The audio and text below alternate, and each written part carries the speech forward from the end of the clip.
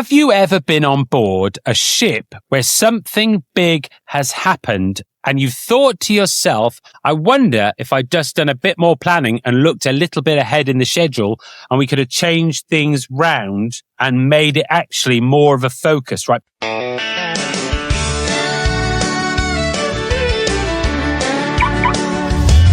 and Pete, this time it's gonna be better than before. Although it'll pretty much be the same as before, with a few different things and stuff and that, and other things too, I think it's gonna be okay. Well, there's no guarantee, obviously. No guarantee, obviously. No guarantee. Season 2 of our podcast, it's gonna be okay. It's gonna be okay, maybe.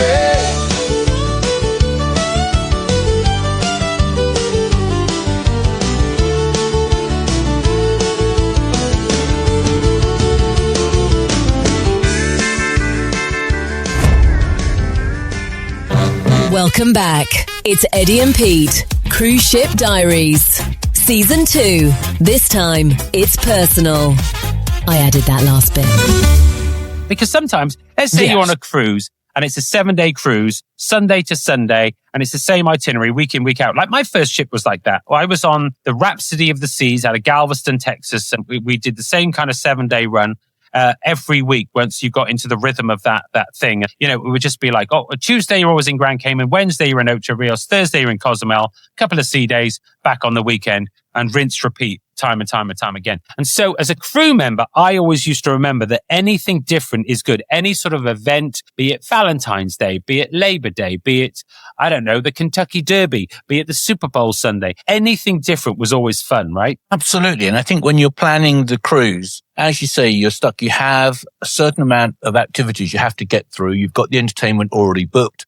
You're just deciding when they're going to go on and what's going to happen. But it's important that one extra moment you take just to check out what the special days are, the history, what's going on over that cruise, because that's what can really help, work out, what, this is really important. I think for me, the two I remember straight away were the Solstice, on a ship called the Solstice, and on a ship called the Eclipse, when there was a solstice and when there was an eclipse, and thinking we had to do things at the last minute because we hadn't planned ahead. Someone mentioned it to me and said, are you going to be doing something for this? And what is it? And quickly had to rush around. And I think one of them was the solstice, and dress up in bed sheets and come in and do a big ceremony up in the lounge in the evening, which was actually quite funny. Sometimes those things can be a gift if you're on the right name of ship or the right place in the world or whatever you're doing, as long as you've checked it out beforehand. Yeah, I think, if I remember correctly, Holland America, and I think maybe Princess, are now doing some special sailings around things like that, where they are literally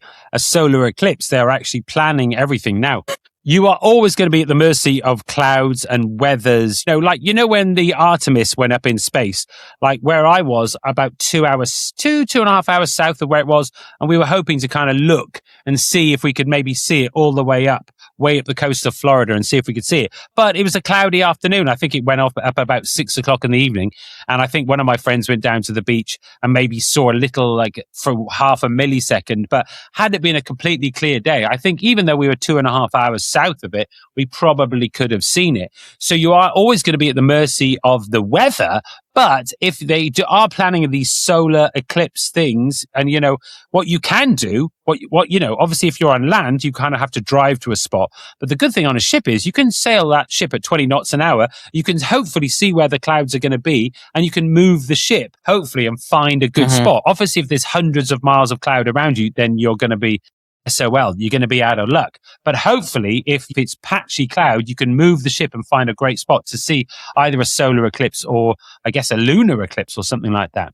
Which is quite cool, right? That people are doing that. The crazy thing is that it's not all connected. The people who work on the itinerary have worked on that 2 years ahead in a completely separate place. And now you have an itinerary that you're putting together with the dates. Somebody suddenly realizes that we're going to be in port on Thanksgiving Day and everything's going to be closed. And you have to try and work. And people are going to say, well, why are you bringing us in why did you come in here in the first? Well, we didn't. I mean, this is just the way it falls, you know, and we're coming in, but I'm just telling you, there probably won't be much open. You know, you have to go out and go to a beach or something because there won't be a lot of the restaurants and bars, etc., and shops are all going to be closed. And so that's not a planning. It's a planning problem that you have to deal with, a challenge you have to deal with to try and mark those events and work out, is everything going to be as you would expect it to be? Yes, I've done that. I think I got to some place in like the in French Polynesia, and it happened to be a Sunday, I think, when the ship pulled in. And unfortunately, that's the day, because, you know, it's quite a religious island,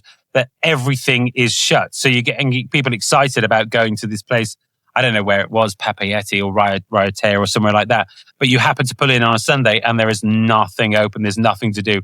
I seem to remember once pulling into the island and there was only the McDonald's, and there was like a line of 400 cars for this McDonald's, and there was nothing else open on the island. It was everyone came back to the ship pretty grumpy. But like you say, they're planning these things 2 years out and they're not really thinking, oh, what day of the week are we going to be on? Maybe they're doing that. Maybe the cruise lines, I don't know. Maybe the cruise lines are thinking about this much more in advance. I remember the big one for me is Super Bowl Sunday. I always preferred Super Bowl Sunday to be during the cruise rather than the first day of the cruise, because it was always a weird start to the cruise to try and get everybody, because you didn't have that sort of collaborative or family atmosphere then. On the first day of the cruise, people are just arriving. They want to put their stuff in their cabin. They want to figure out their dining reservations. And to have Super Bowl Sunday on the first day of the cruise, for me, I always preferred it to be during the cruise, because you could have more of the build-up and you could get people excited about it and people rooting for one team or the other and do some fun facts about it.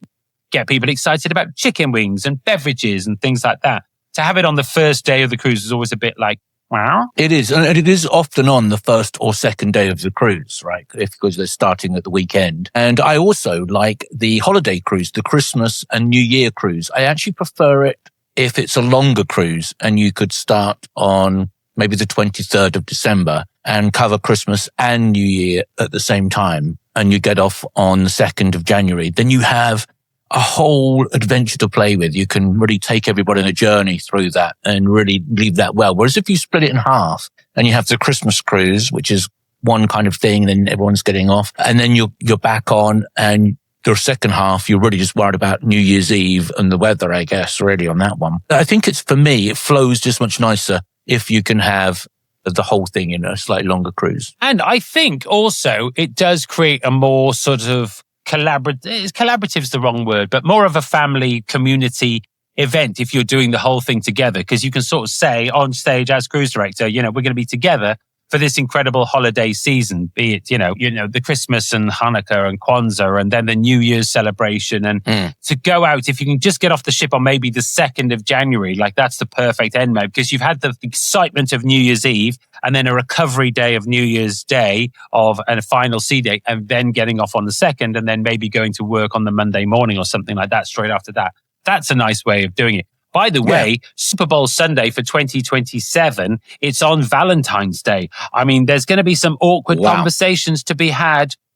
Yeah, Super Bowl Sunday 2027 is literally on the 14th of February. You're right. Valentine's Day is another one that's a big one to worry about, because not everybody wants to be involved in it. You know, how much do you do these nowadays? How do you do it that's not going to offend somebody, but it's still a nice little touch for people that sort of come to those kind of things. But Super Bowl Sunday for you for 2027, this is going to be another wonderful excuse for you to not make a fuss of your beautiful and long-suffering girlfriend Alden, because you go, darling, I was planning to take you for a lovely meal, but it's Super Bowl Sunday and I have to be there for the guests. So guess what? We are going for a buffet dinner yet again. Or you're just going to take her down to the crew mess. One of the things that happens, and you forget about it, especially around the Christmas or like a big event kind of thing. I think it would have been New Year's Eve and we were in port. I think we were in St. Martin. Lovely place to be, nice and easy beach area to go to. And I was on return gangway. I was welcoming guests back to the ship. I didn't really think of anything. We were leaving slightly earlier. We were going to get out and get ready for the big party, the New Year's Eve party. And somebody came running up and said there'd been a jet ski accident and they were holding the young man there until he had insurance or money to pay for the accident, needed the details. And it looked like he wasn't going to be able to make the ship And so the whole family were now panicking, etc. And you know how far from, if you're at the ship, it's about 15 minutes to get round to the beach where you're going to. Don't know if there's anything you can help with. You're going to have to think 15 minutes either way. And are you going to miss something? So all we could do was prepare for it. Just hope for luck, really, that they would get it sorted out and get back to the ship on time. Well, I waited there and they did get back on time. But I sort of think that's got to affect your New Year's Eve, right? If you don't make it back to the ship on time. New Year's Eve, that's why you booked it in the first place, for the big parties and et cetera, et cetera. But luckily that was a great story, but it made me think about it. I think I'm coming down. I hadn't thought of it when we started this chat on this particular subject, but I think the cruise lines, it would be good for them in general to start. And I know it's a long way to think about it ahead, but they know when the next Super Bowls are.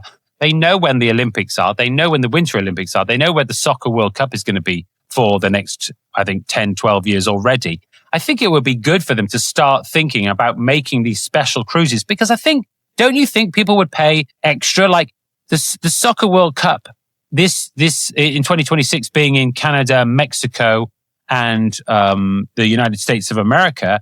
A lot of them are on the West Coast and East Coast. And if you could, it's extra hotel capacity, essentially. If you could have the ship just not even have to be in port. You could just dock 12 miles offshore, or not 12 miles, but a mile or so offshore, and then actually have, ships going back and forth, tender boats going back and forth to the ship.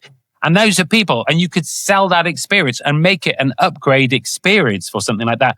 Because I think MSC and Explorer do it for the Formula One, right? The Formula One because they're heavy. Monaco.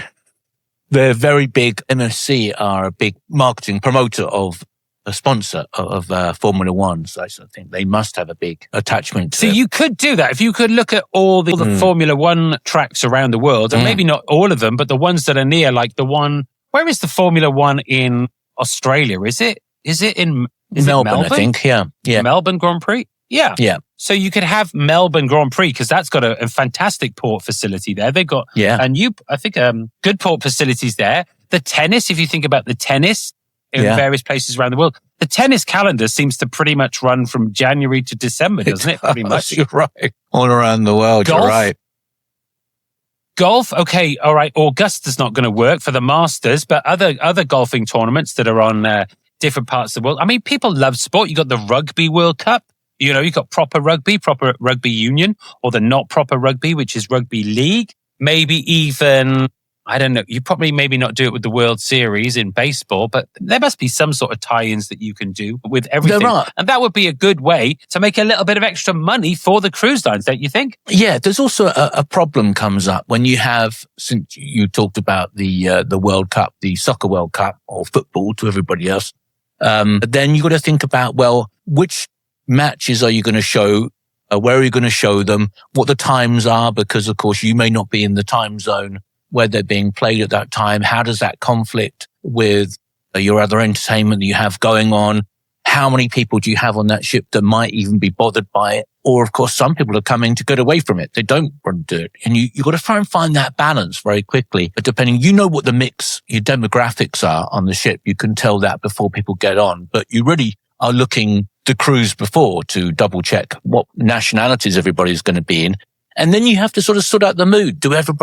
Are they excited? Do they want to see this? Are you going to have to put this in the theatre? And if you put it in the theatre, if in an afternoon, you can't put certain shows on, because a production show, they need to be set up, rehearsed, all the technical stuff done, and you can't touch the theatre until the show is done and finished. So you can't just put something on in different places. And you don't have venues that would hold, if you've got 1,000 people coming, you only have maybe one choice of place you can go to.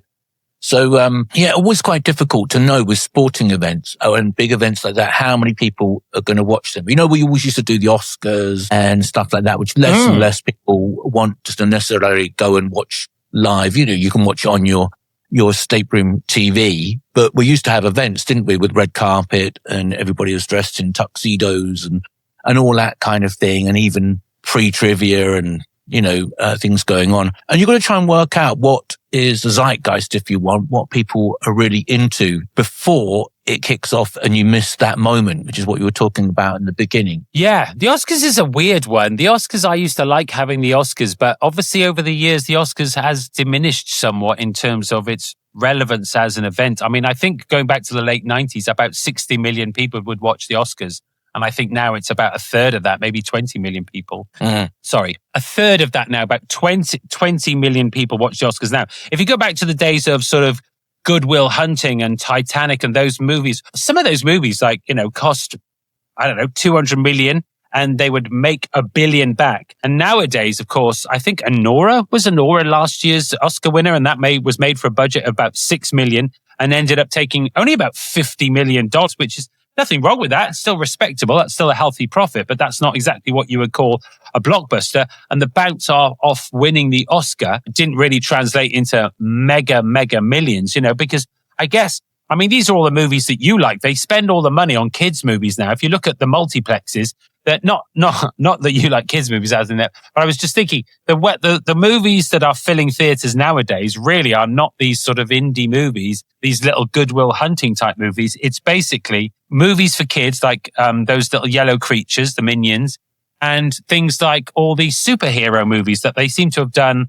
a bit too much. I mean, I know you know about Superman and those universes. I don't know what they're called, but those are the movies that they're spending the money on, and those don't tend to win Oscars, right? You're not going to get a movie. You're not going to get the best picture. Is not going to be Captain America or something, is it? Trying to bring this all back to one of the first things you said with Hollywood and the Artemis rocket, because I felt and I was listening to somebody talking about the whole space project, etc. And I just felt that I had seen astronauts going up and down in my lifetime, although they have done in my lifetime. I've never really watched it because I've watched so many movies about it. Incidentally, the movie Apollo 13 movie with Tom Hanks playing Jim Lovell, and a bit of trivia that I didn't know until recently. You may know it, but when Tom Hanks is playing Jim Lovell and they land back on and they're picked up by the Navy, the naval captain, is actually Jim Lovell. And so when the two of them shake hands, it's Jim Lovell being played by Tom Hanks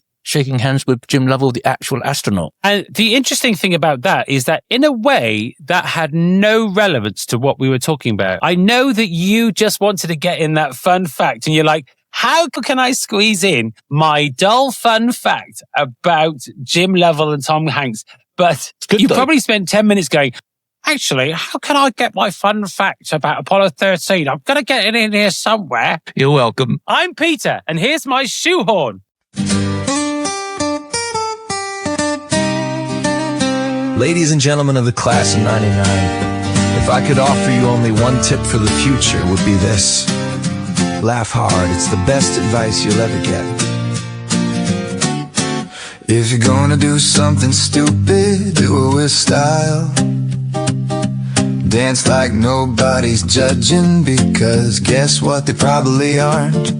Get a pet, make sure it's not a goldfish. They're terrible conversationalists. Never trust a person who doesn't like pizza. They have questionable moral character. Do your laundry, trust me, it's better than wearing laundry day's outfit for 5 days straight. If you spill something on your shirt, just own it. It's called a style choice. Everybody's free to laugh hard. It's the antidote to life's crazy, overwhelming, and at times absurd yard. So laugh, cry, shout, let your voice be heard. Everybody's free to laugh hard. And if you trip, just take a bow. You're a star in a bizarre show. Learn to cook, but avoid trying to impress your date with flaming flambe. Cereal isn't just for breakfast. Midnight munching equals pure bliss. Always carry a snack, it's a real life hack. Hangry isn't chic, my friend. Wear socks that don't match with pride. It's a conversation starter, so don't hide. Switch your phone off once in a while. Go outside and read a book. Unless it's a textbook, then just pretend you read it. It's all good. Everybody's free to laugh hard. It's the antidote to life's crazy, overwhelming, and at times absurd yard. So laugh, cry, shout, let your voice be heard. Everybody's free free to laugh hard. And if you trip, just take a bow. You're a star in a bizarre show.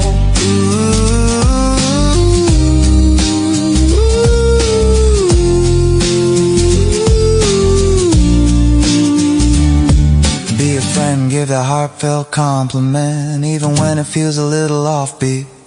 Nobody really knows what they're doing, we're all just faking it sweet. Sing loudly in your car, it's therapy on wheels. And don't forget the steering wheel dance. So embrace each quirky moment, don't worry about making sense. Life's too short for too much seriousness. Everybody's free to laugh hard in this wild ride. Be the cheerful bard.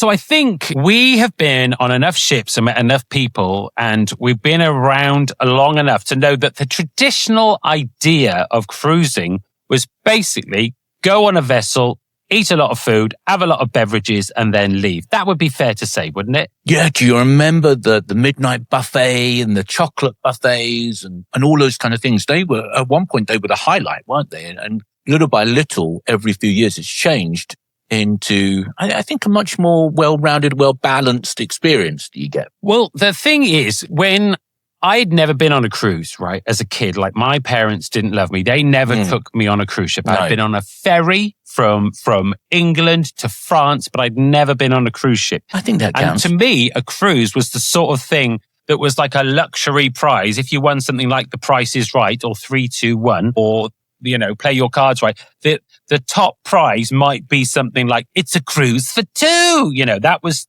to me, that's what cruising was. It wasn't something you just do for a weekend for a bit of fun. It wasn't something that you would just take a few days off work and go on a mini break or a mini cruise like that. It was always like the cruise. It was like you would do this one thing. Maybe you'd work for 40 years and then you'd take one cruise. That's how it was. And I didn't know that in the United States of America that people were just hopping on cruise ships, you know, once a month or something like that. All Like the time. people cruising regularly, you know.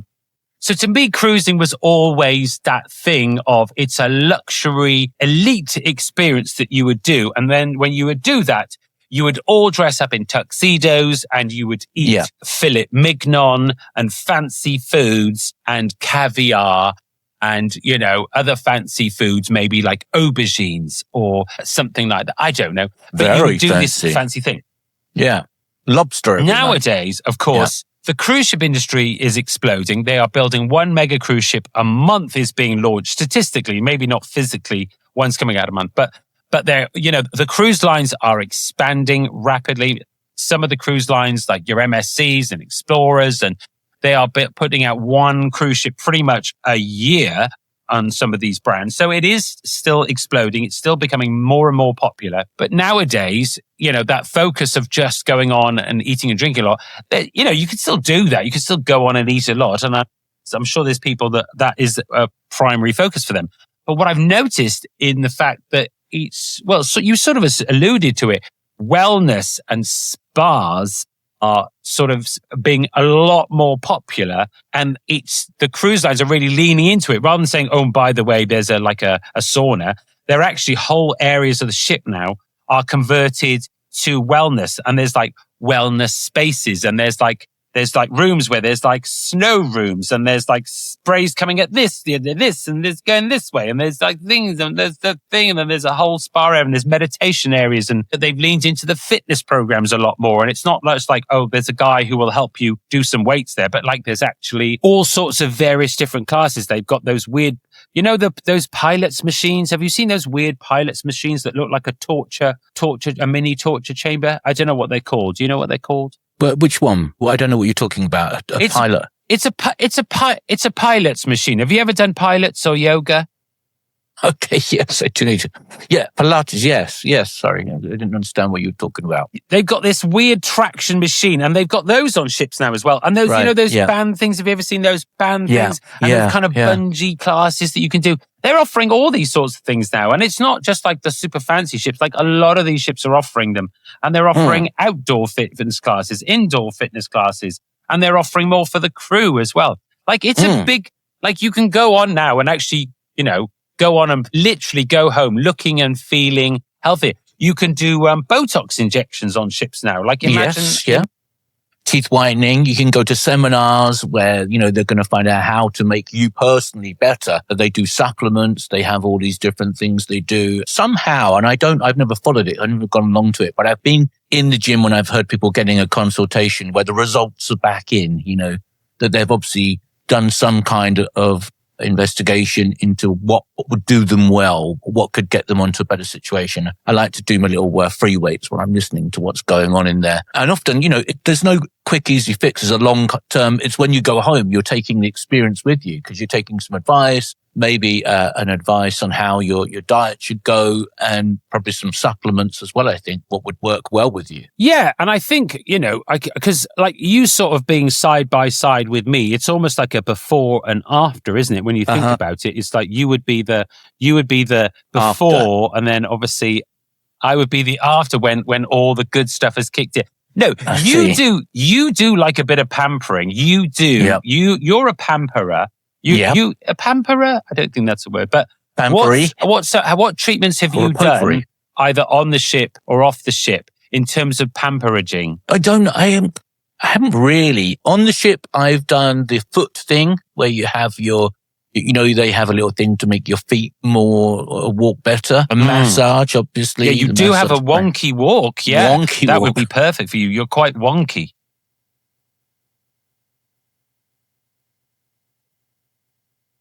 I'm trying to think. I think I have tried some supplements up there. I think what was nice when COVID hit the ships and the ships were going to close down and put things into storage, they selling a lot of their stock off at very low prices. So I think I tried a few things out then. Mostly I haven't. I mean, I do have stuff when I get home. I sometimes have my eyebrows shaped or whatever they do to them, I just close my eyes and let them do it. That's a big job. These beauties don't look after themselves. Normally have to cancel the afternoon appointments when they see them. But yeah, what about you? What have you... Oh, get the extra bowl of wax out. Yes, let's open a new tub. Oh my God, cancel my afternoon. I actually got the team on one ship. I think this was NCL.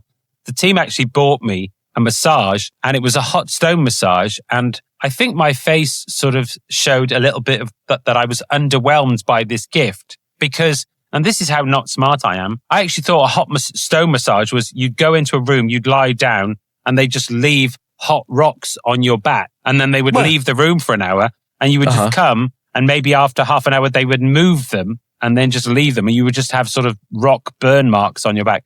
I didn't know that they would actually do it with the hot rock things, and then they put them in these oils, and then they actually massage you with them. It was delightful and lovely. Now, are you more Swedish massage, which is where they just basically give you a bit of a tickle, not in an inappropriate way, but they basically just tickle you?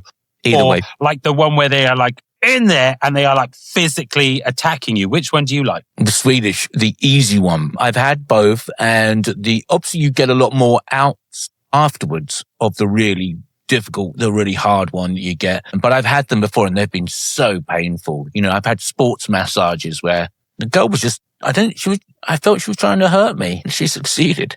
I was literally just holding on for dear life. I've had both as well. I used to like the Swedish one, but it is good to have them get in there and get the knots out and things like that. It does feel uncomfortable, and you do feel like you have been physically assaulted afterwards, and sometimes the next day as well. Lightheaded. But it is really good for them to get in there, and It depends if you just want to relax or if you have an issue that you need, that you're worried about. I have many issues that I worry about, but it's good when they get in there. You feel like, especially when they're doing the thing, and they'll walk on you or they'll put their elbows in, and you feel like they're just getting maybe they've got a difficult home life and they're just getting their aggression out because their husband is useless or their wife is useless, and they are really. Do you mind when you get a massage if if it's male or female? Does that bother you? I think it might do. I mean, I have had male, but I'm usually expecting a female. Strange, isn't it? I don't know, but it wouldn't, if I knew beforehand, I guess it's just the idea of it. But I have had big male brutes do their business. Sounds weird. But also the other one, me and Alden went for a nice couples massage in Thailand, and they made you put on some little plastic underwear kind of thing. You had to put this little, so when they were going to manipulate you around, and it looked like you just had a nappy on. It was really often a diaper.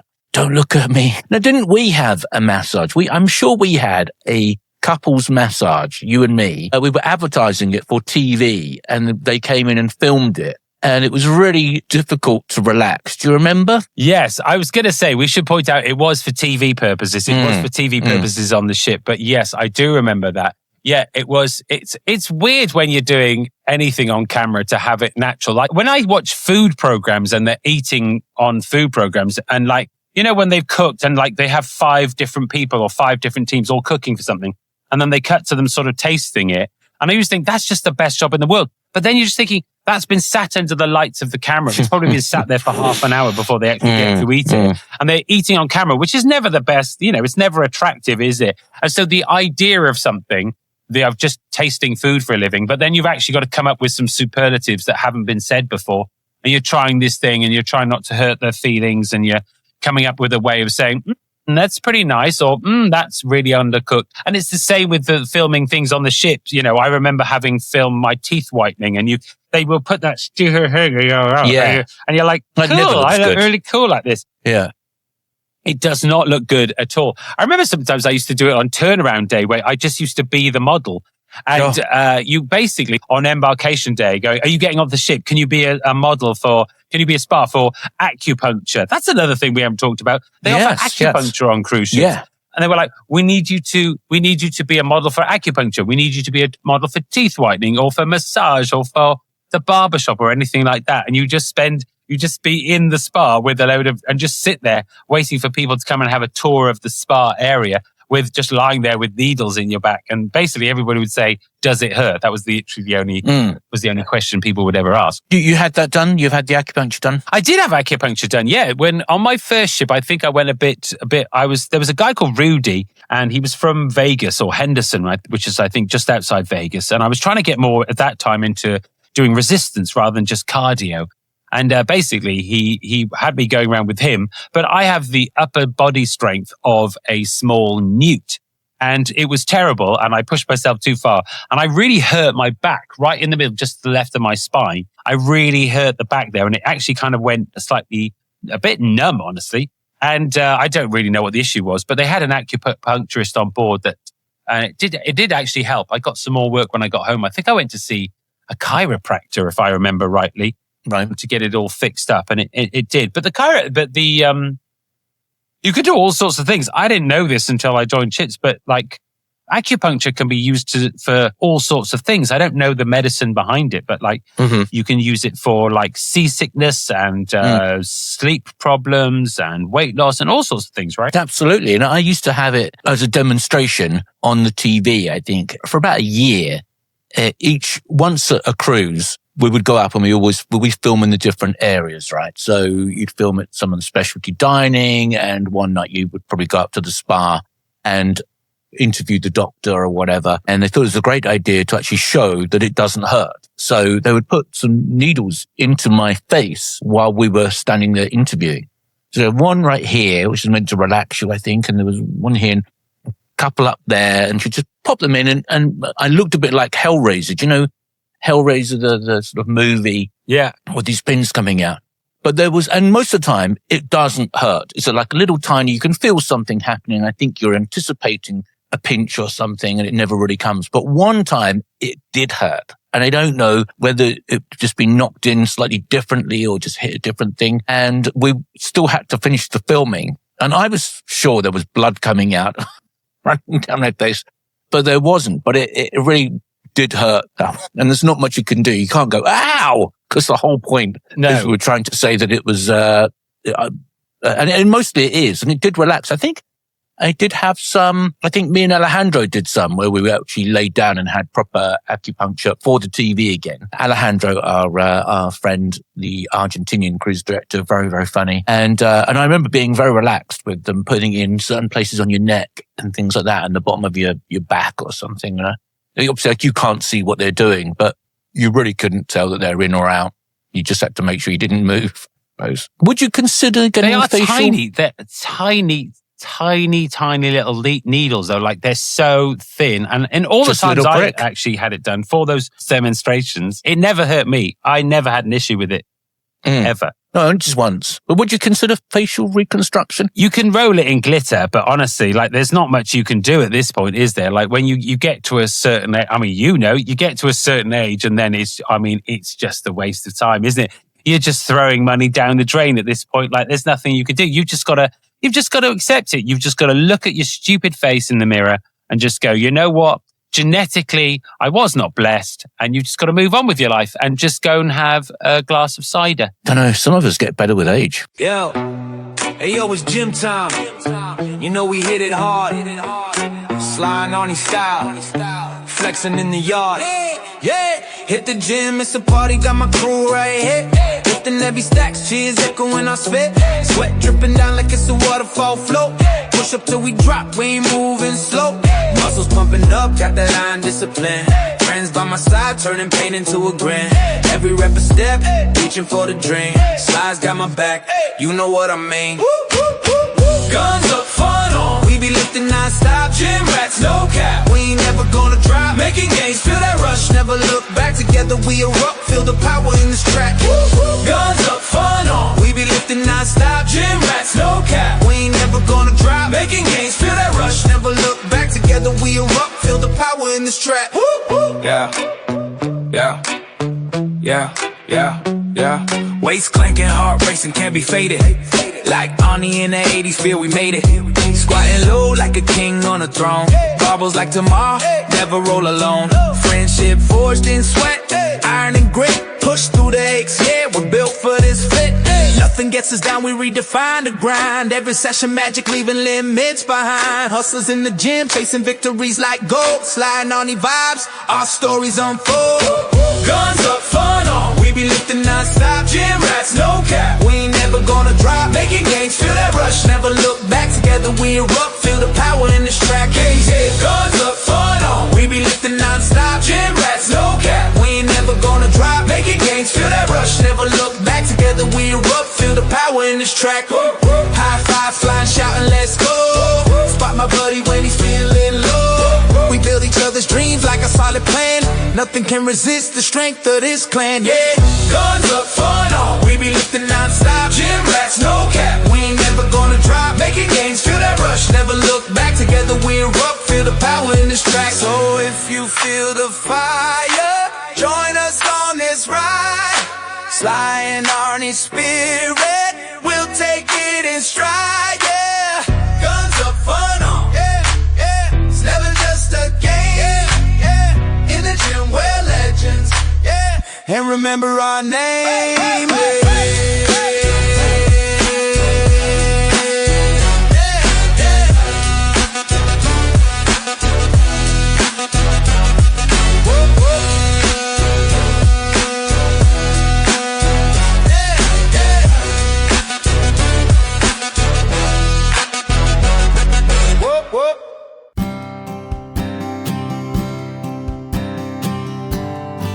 Well, that was great, right? Probably the best one yet, I think. Yeah, best one yet. So good.